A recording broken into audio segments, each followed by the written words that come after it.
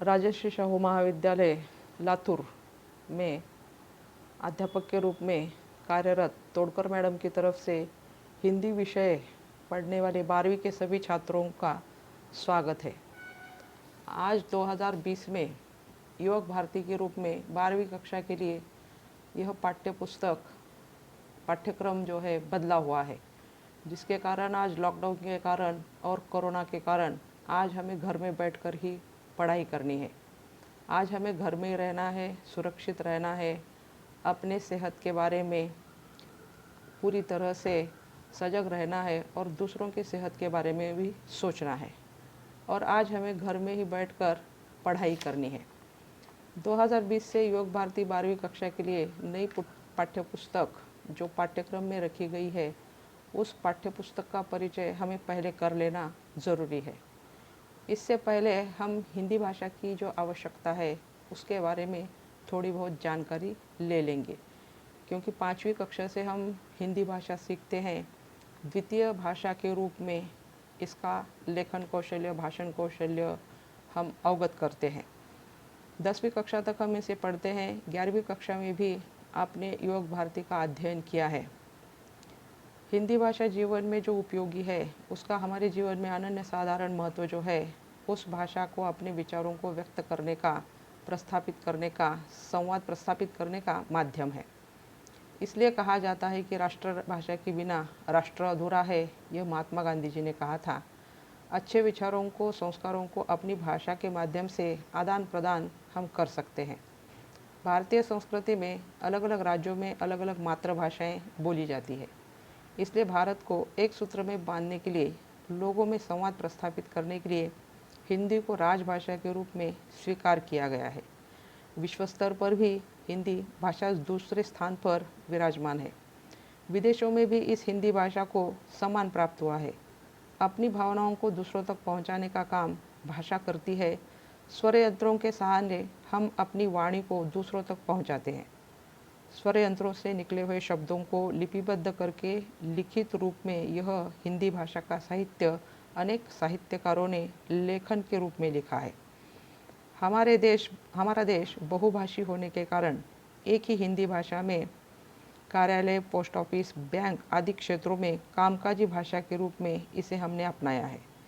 इसलिए इस हिंदी भाषा का अध्ययन करना आज हमारे लिए समय की मांग बन चुका है, क्योंकि आज रोज़गार के, व्यापार के क्षेत्रों में भी हिंदी भाषा का बोलबाला है, जिससे हिंदी भाषा लिखने पढ़ने वाले लोगों के लिए रोज़गार के क्षेत्र उपलब्ध हो गए हैं।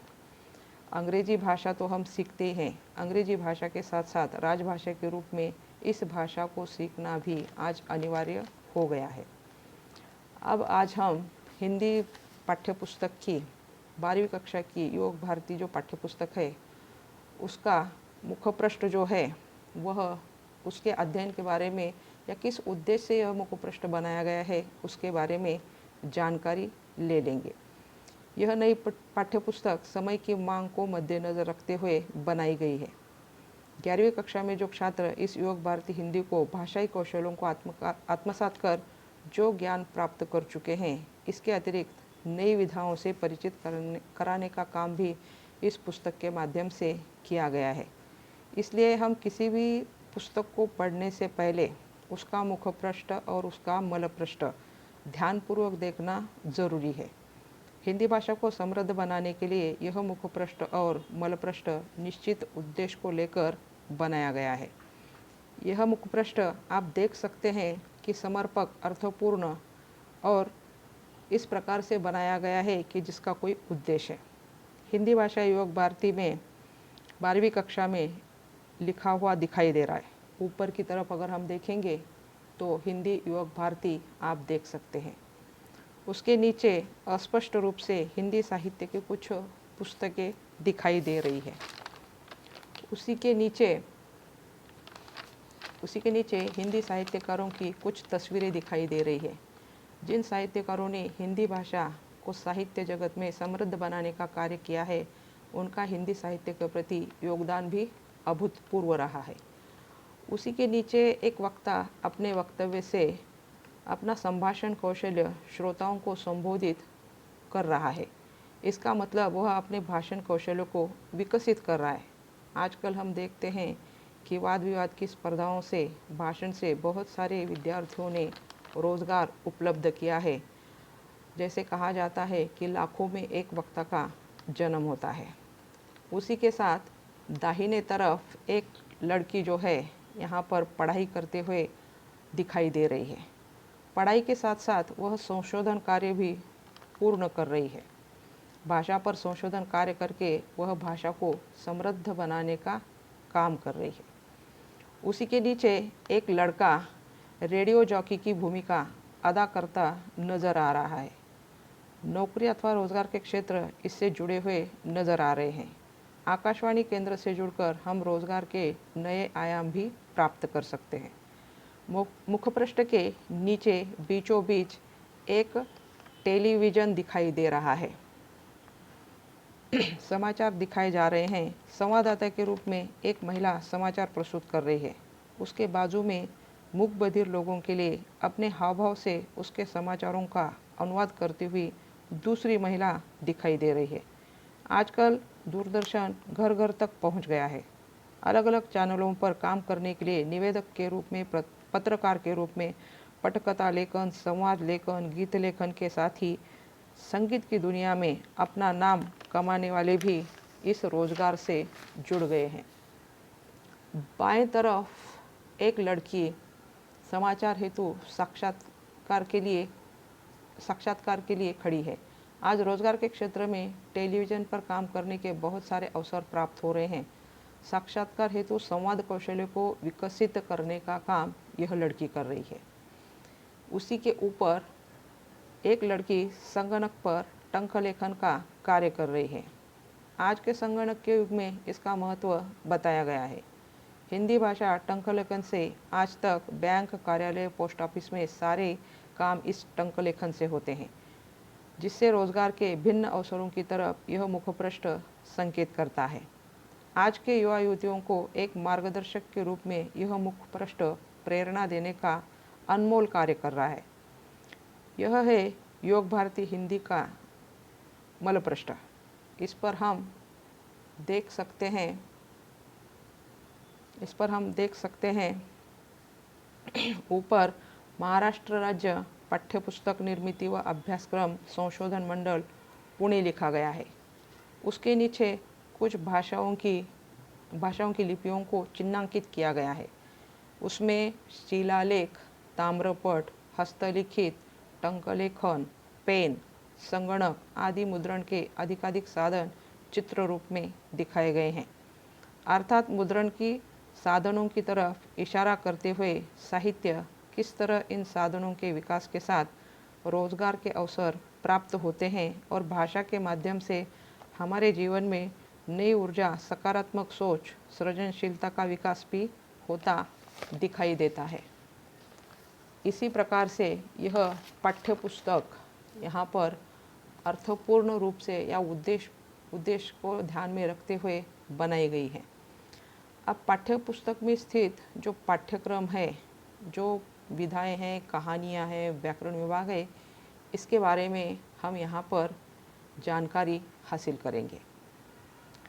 साहित्य समाज का दर्पण होता है कहा जाता है, उसी प्रकार से हमारे पाठ्यपुस्तक में 5 भाग किए गए हैं: गद्य, पद्य, व्यवहारिक हिंदी, विशेष साहित्य और व्याकरण। मानव समाज की अभिनव इकाई मानी जाती है। मानव जीवन में अनेक चुनौतियाँ आती हैं, इसलिए वर्तमान समय में उसे संघर्ष करना पड़ता है। वर्तमान समय की आवश्यकताओं को ध्यान में रखते हुए व्यवहारिक साहित्य इस पाठ्यक्रम में दिया गया है। विद्यार्थियों की भावभूमि को देखते हुए नवीनतम विधाओं से उन्हें परिचित किया गया है। गद्य में संस्मरण, कहानी, निबंध, पत्र तथा विज्ञान विषयक लेख यहाँ पर दिए गए हैं। पद्य में चतुष्पदी, नई कविता, गुरु नानक वृंद, लोकगीत तथा नए कवियों की कविताएं यहाँ पर दी गई है।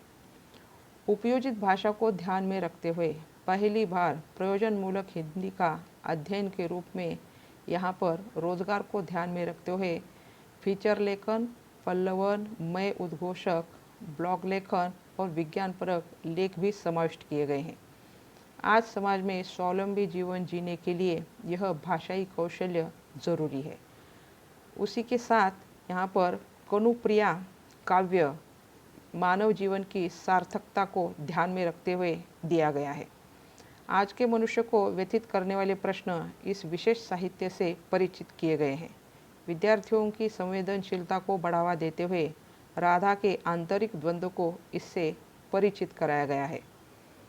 मानव जीवन की सार्थकता युद्ध से नहीं तो एक दूसरे की संवेदनशीलता को भावनाओं को समझने में है। यह कनुप्रिया के माध्यम से समझाया गया है। विशेष साहित्य के अंतर्गत यह काव्य यहाँ पर दिया गया है। गद्य पद्य में आरंभ में साहित्यकारों का परिचय, उनकी प्रमुख कृतियाँ, विधा का परिचय, उस पाठ की मध्यवर्ती कल्पना आदि दिए गए हैं। परिपूर्ण व्यापक अध्ययन की दृष्टि से आकलन हेतु पाठ के अंत में शब्दार्थ एवं स्वाध्याय में आकलन, शब्द संपदा, अभिव्यक्ति कौशल्य, साहित्य संबंधी सामान्य ज्ञान, लघुत्तरी प्रश्न, भाषाई कौशल्य आदि दिए गए हैं। 11वीं कक्षा में पढ़े हुए शेष भागों का परिचय भी इसमें दिया गया है। रसों का शेष भाग जो 11वीं कक्षा में हम 5 रस पढ़ चुके हैं, उसके अतिरिक्त श्रृंगार रस, शांत रस, बीभत्स रस, रौद्र रस और अद्भुत रस, इसका अध्ययन हमें इस 12वीं कक्षा में करना है।